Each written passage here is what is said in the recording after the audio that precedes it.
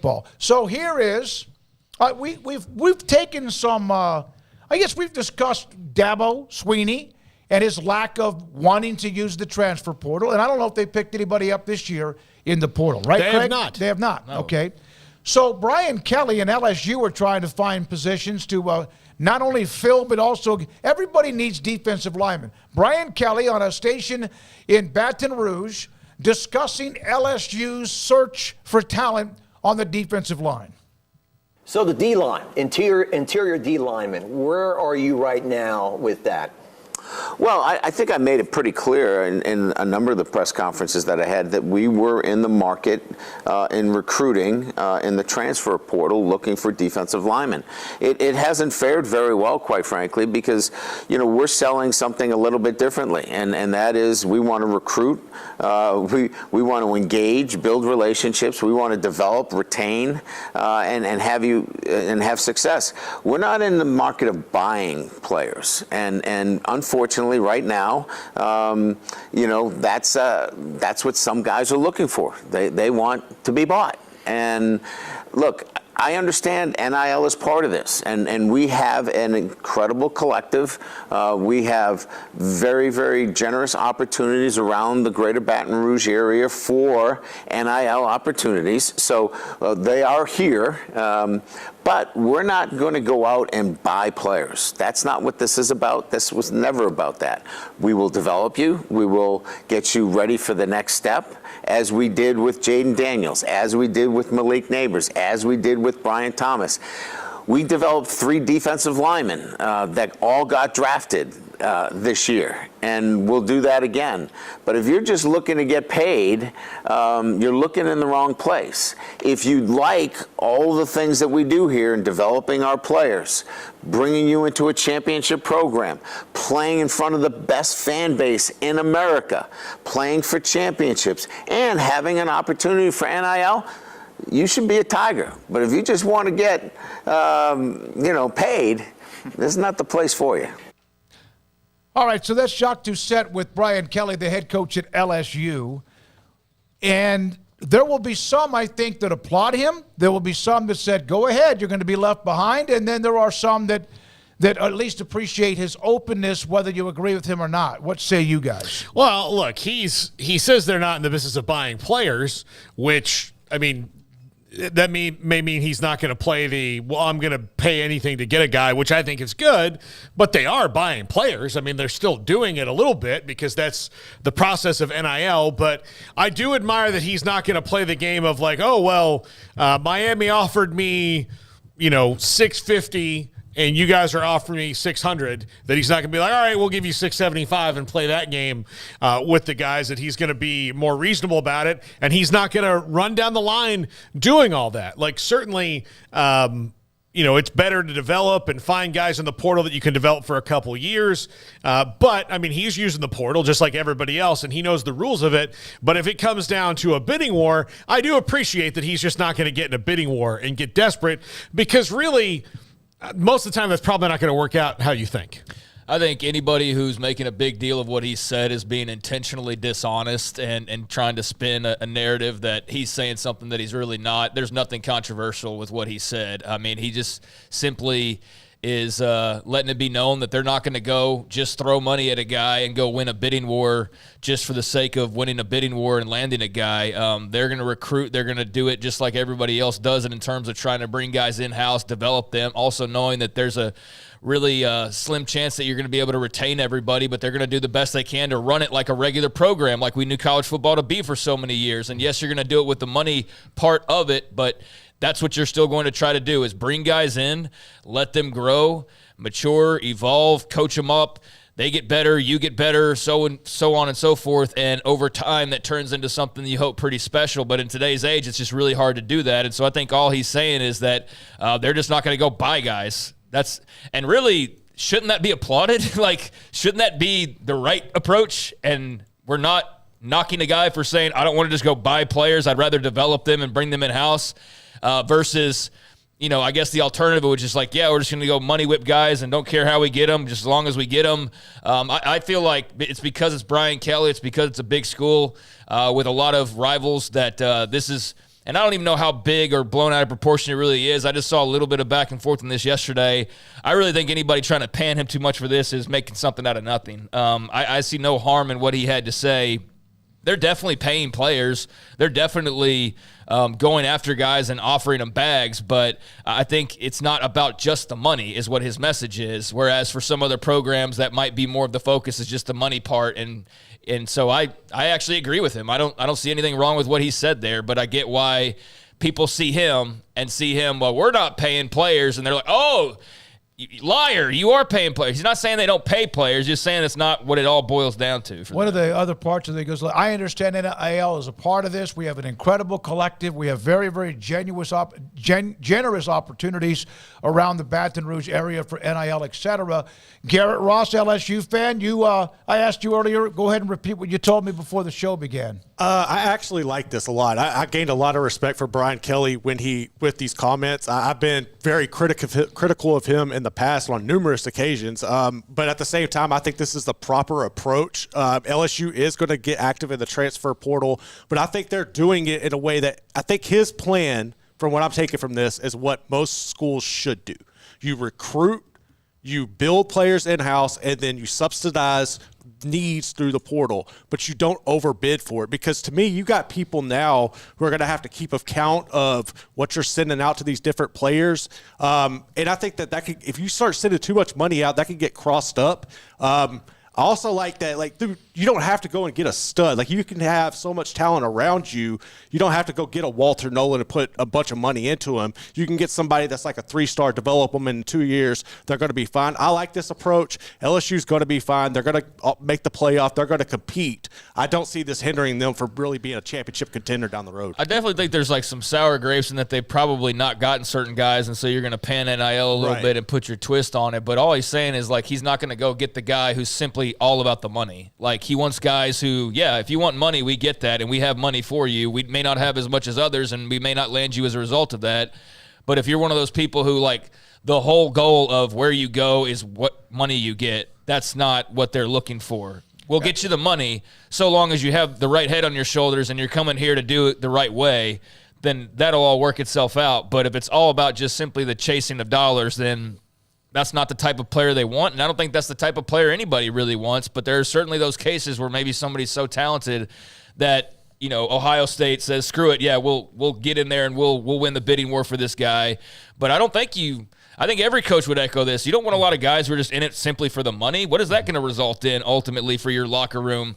Not necessarily outright failure, but it certainly lowers the odds of you having the type of culture that you want if you're bringing guys in just simply about the cash part of it. Yeah, it's not as if he says they won't go and find talent and also have the NIL available. I thought what he said to me, Craig, you made this comment, Garrett, I thought it was refreshing. Because the easiest thing to do was not say anything. Nick Saban, remember when he was doing his radio show about NIL and people initially roasted him. He was also galvanizing his fan base, his donors, his alum. So Brian Kelly, we're not in the market of buying players. That's fine. And that maybe that's the way it should be. Isn't also saying the same thing. It's not he's saying something super unique here. Again, I think it's because it's Brian Kelly and LSU, but I think most coaches would say, we're not buying players. We want to develop and we want to recruit them, but we'll pay money because we know that's the deal, but that's not what it's all about. And basically, that's all he's saying is it's not all about the money. And I think every coach in America would pretty much agree with that. I don't think it's, again, anything all that shocking that he's saying here. And if you're mad at him for saying this, I think you're lost in semantics, because what he says is we're not going to buy players. What he really means is I'm not going to do a bidding war.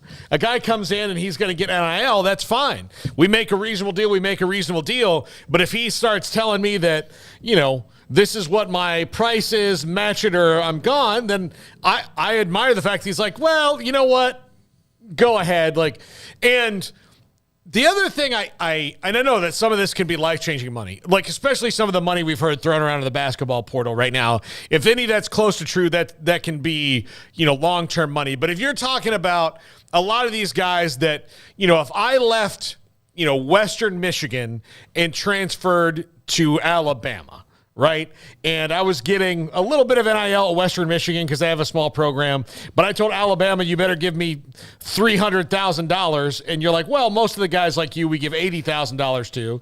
You said, okay, well, I'll take 90. You're like, well, are you really going to go not to Alabama between $80,000 and $90,000? Like, that's not going to last you the rest of your life. It's nice money to have, but like the only time you need to really get in a bidding war is when like generational wealth is on the line. Yeah, I believe that even where we cover here at Baylor, there was a player back during the offseason, the transfer portal between the end of the year and the first of the year, when asked about his needs as far as the position and what they needed at quarterback, or they felt like they needed a quarterback, and what he ended up with was not what he wanted.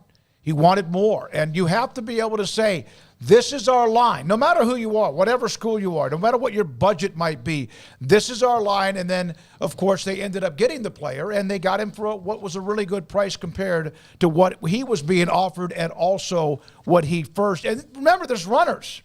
There's these guys out there, too, the runners, the agents, so whoever that are asking for this money also to try to get as much as they possibly can. Yeah, I've tried to see people spin this to like he's saying that they don't pay money at all. That's not what he's saying. He's trying to act like he's holier than thou. That's not what he's saying. He's pouting because LSU's not getting certain guys. Maybe there's something to that. Maybe, you've missed on a few guys, and so you want to act like it's not all about the money. But even that is like nothing to be grilled over, quite frankly. I mean, everybody is going to be, looking for the same types of players, and you're going to be upset when you don't get them. But I think the message still is the message, and it's pretty clear of like, yeah, if you want to just be gone to the highest bidder, then good luck to you. But that's not what we're looking for, and most programs in America aren't looking for that type of player or that type of mindset. You're still those guys are gonna find spots, of course, because talent's gonna outweigh a lot of things, like in all of sports. But a whole lot of something about nothing, quite frankly, I think, and mostly because it's Brian Kelly. But with him and where he is in the salary structure of head coaches, is there anything hypocritical about the fact he's probably among the top 5 paid coaches in America? No, because I don't think that he didn't, when he left for Notre Dame to go to LSU, it wasn't about money. Notre Dame could pay him the same. Like, it was about him going to be in the SEC. It was really, it was just about the two sides being tired of each other. A Calipari situation, so to speak. I mean, so again, those things about like his personality at places you can gripe about, but he gets the market rate. Players are doing well getting market rate right now. And I'll use the example on NIL, and I think that that's what the coaches are trying to get across to kids, and hopefully they can communicate it well is, Arch Manning went to Texas because he wanted to go to Texas, because wherever Arch Manning went, if he went to Texas, if he went to Washington, if he went to NC State, the NIL was going to be the same for him because he's Arch Manning. And most of the NIL and his ability to make extra money was going to happen because his last name is Manning, not because he's at a certain university, because that's going to come from outside. And even though that not everybody's Arch Manning and has the football royalty name, your going rate's going to be your going rate. And then you can start like splitting hairs for a little bit of money here and a little bit of money there. But for the most part, everybody's going to pay about the same to you. So you need to go to the school that you want to go and play for. UT Parker saying, and I'll just read one sentence from him, what he did or what went wrong is when he mentioned buying players. Yeah, semantics. Exactly, that's what it is, semantics. People are like dwelling on like his exact wording there and acting as though he's saying something that he's really not saying if you are just simply not trying to drill down and make him look bad. It's very clear what he was trying to get at. But yeah, if you want to take it that way, then you're clearly taking it the wrong way to try and run a narrative. Not you, UT Parking, but the couple of articles that I've already seen put out about this, like he's being this. I think that's a bunch of hot air, quite frankly. This is again, much ado about absolutely nothing, quite frankly. But again, it's LSU, it's Brian Kelly, it's SEC fan bases. Oh, you don't pay players, and media saying, oh, Brian Kelly's making a bunch of money. Who's he to say? He left Notre Dame.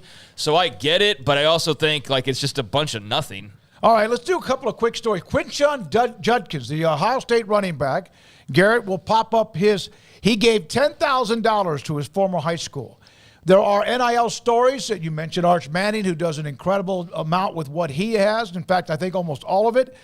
He has presented a check to his former high school for $10,000. In that story about him, he also is going to give money back to the Alabama Kidney Foundation walk during his time when he scores touchdowns. His high school, by the way, was Pike Road. And there's another story that was mentioned. Dylan Gabriel presented his former high school with new uniforms since the offseason in Hawaii. The high school program received those last week. So just want to look at those stories when they come down of players doing something really cool and they have every right to keep every bit of it, but they're also giving back. Yeah, it's good to see. There's a lot of good going on we don't hear about because it's not, I guess, newsy enough. And, sometimes it's just like, it's just guys in different markets you don't necessarily pay much attention to or care much about. But I think when you get a little reminder sometimes of, especially what some of the bigger names in the sport are doing with this, collection of NIL money that they've earned, it's cool to hear. I mean, there's a lot of good things going on, and it probably doesn't get paid nearly as much of attention as the NIL portion gets paid when these guys are getting recruited. We dwell so much on certain aspects of NIL and pay very little attention to the positive sides of it, and I think those are definitely some examples of positives, and there's a lot more out there that I've seen throughout the last couple of years. So yeah, that's great, and it probably needs to be highlighted, hopefully in their communities, because it's not like something's going to catch fire nationally necessarily, conversationally, but I think if there's good being done in that community, whatever college that is, with whatever players there are, hopefully that's getting attention, and hopefully that's something that spreads as a result of that. Brett McMurphy with this note about UCF. We've seen schools in the Big 12 when they've sold out their ticket allotment. UCF sells out their entire allotment of season tickets, more than 27,500 for the fourth consecutive year and fifth time since 2019. A good time to plug that Gus Malzahn, barring something that changes, will be our guest pretty much to start the show on Thursday. Yeah, Russ, good for the Knights. I mean, they're in a good little run right now as far as making the transition. Now everything's settled in, and you can just get ready for the norm that is being in the Big 12 and going the second time around starting next fall. I think there's a lot left to be desired with how football played out in that first year. That Baylor loss was absolutely brutal. There were some other moments that weren't very fun either, but I think you took your licks and you went to the drawing board this offseason and regrouped and added some really intriguing players at quarterback, at running back, and elsewhere. Need to shore up what they've got defensively, but I think they've made some nice moves talent acquisition wise, and I think now they've wiped off the blood off their lip and it's healed up and they're ready to go for round two, and I think that's a team that's very intriguing because of some of the moves that they made. So I don't know where they fall in the pecking order. There's a conference right now in the Big 12 that is absolutely just bonkers in terms of trying to think what's actually going to happen. Now, I know there's a lot of let's just put Utah at the top, understandably so. K-State, I get that. Kansas makes sense. There's a few teams that you just automatically spit out when you're thinking of the top tier of the Big 12 next year, but there's a whole lot of just who the heck knows, and UCF could be a part of that, really making things interesting because I think they're going to have a pretty talented team. All right, Garrett, let's go to the Monte Harrison story. This was late yesterday, a former professional baseball player, minor league player, former high school four-star receiver, a two-sport signee with Nebraska, went on to play minor league baseball, didn't work out that great, but he is now going to walk on at Arkansas. Max Olson then threw in this nugget. Arkansas adding 28-year-old, I think he's 29-year-old wide receiver from the class of 2014. And he's going to get a shot. Now, we've seen baseball players do this. We've seen Booty when he was in high school, went to go play minor league baseball eventually at LSU. Quan Cosby, who played minor league baseball in the Angels organization, went on to play and be really good at the University of Texas. So there's a story about Monte Harrison going to play at the University, or trying to go play football at the University of Arkansas. Yeah, I mean, that's really interesting. The guy's been in Major League Baseball that is now going back to college. That's just kind of crazy of a, I guess a life path, but very interesting. And I don't know what his actual chances are to really see playing time or what that's actually going to look like. But I bet he's going to be in the ice tub a little bit more than his teammates at 28 years old after practices are over with. I think that's a safe bet. Beyond that, though, it's a unique story, that's for sure. So, yeah, that'll be something to pay attention to potentially with Arkansas moving forward. He will turn 29 in August. And now a couple of quotes, and then we come back and talk. Where he originally committed, right? Huh? You know where he was originally going, right? Nebraska. Yeah. Yeah, I was trying not to put that out there because another another two sports star like Carl Crawford and a few others that can make a difference. Who's the baseball? Bubba Thompson, was that him? Bubba. Went to the guy Royals. Played with the Royals. Oh God, yeah. Bubba Thompson was the Rangers. The quarterback, the one that played for the Royals, Thompson and that was Bubba Starling. It was Starling. Yeah. All right, a couple of quotes from Ross Dellinger as he continues to look at the future of college athletics, but just a couple of things to make sure that we kind of have this is what is happening, or maybe timelines, etc. The next 12 to 18 months, major college athletics stands to be its most transformative in history, consequential and long expected step toward professionalism for power schools. We know that. But here's another one that sometimes we forget. Now, again, it's one of those either you do or you don't, and you don't have to. But schools are not required to do either when it comes to the revenue sharing and spending all the money that you have when it comes to whatever the cap might be, $20, $22 million. And then also on the Alston payment, because I wondered about this. Each player or athlete that is covered under the Alston lawsuit will get about $6,000. And that's about $1.5 to $3 million annually that the schools have been paying or will be paying. I looked that up, $6,000 to, for example, take a school with 500 athletes. Now that sounds like a lot, but 500 athletes, that's like $3 million. So that's what Ross came up with, depending on the size of the school, how many athletes are in the program, how many of them are also on scholarship.